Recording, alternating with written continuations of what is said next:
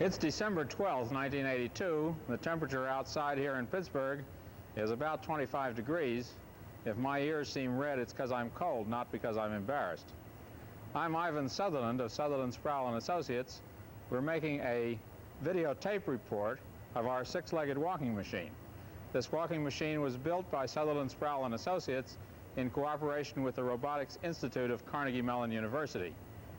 The machine is under contract with the Defense Advanced Research Projects Agency System Science Office for experiments in the control of machines that move by means of legs. Our machine has 6 legs, as you can see, 3 on each side. The legs are numbered like the pins on an integrated circuit, counterclockwise from the driver's position. 1, 2, 3, 4, 5, 6.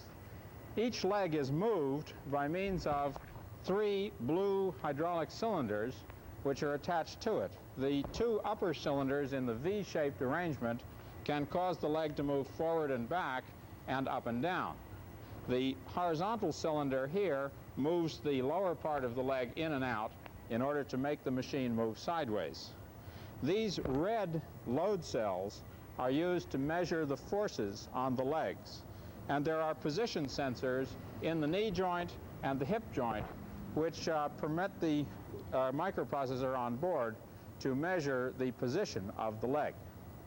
Power for the machine comes from an 18 horsepower gasoline engine mounted here, which drives by means of a V-belt 4 variable displacement pumps which are underneath the engine area.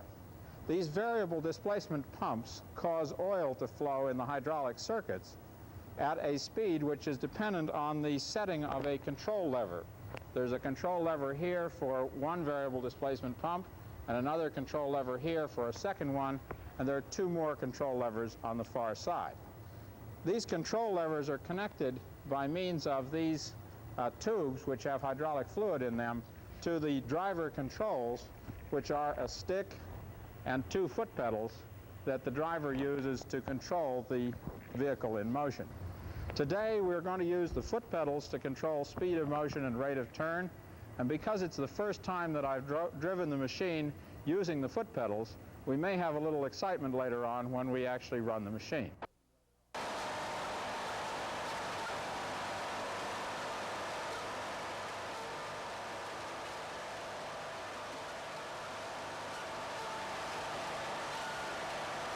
We're now on our 3rd version of the walking program. The first 2 versions used the legs in a fixed sequence. This 3rd version has 2 sequences of leg motion, 1 for the 3 legs on the right side and 1 for the 3 legs on the left side.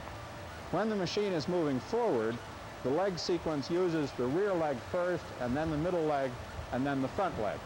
When the machine is moving backwards, the sequence of leg motions is reversed.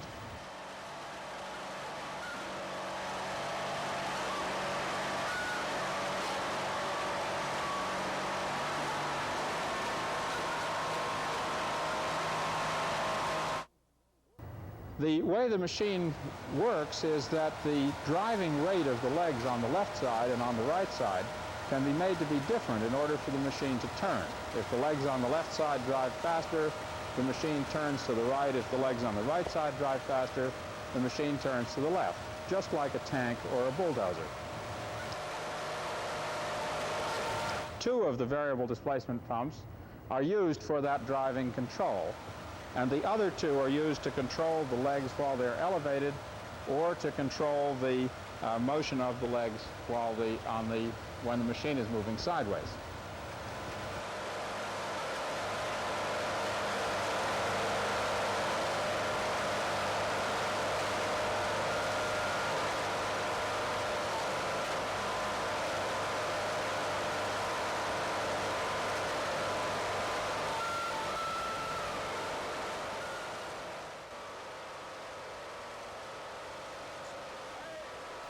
This machine was built with 6 legs in order to avoid the balance problem. With 6 legs, it is possible to keep 3 of them on the ground whilst elevating 3 of them to take the next step. We were surprised to discover that because the machine is large and quite massive, it is almost possible for a driver to balance on only 2 legs.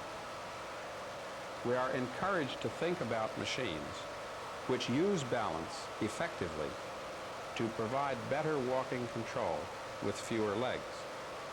We believe that a mastery of balance will be important to future walking machines.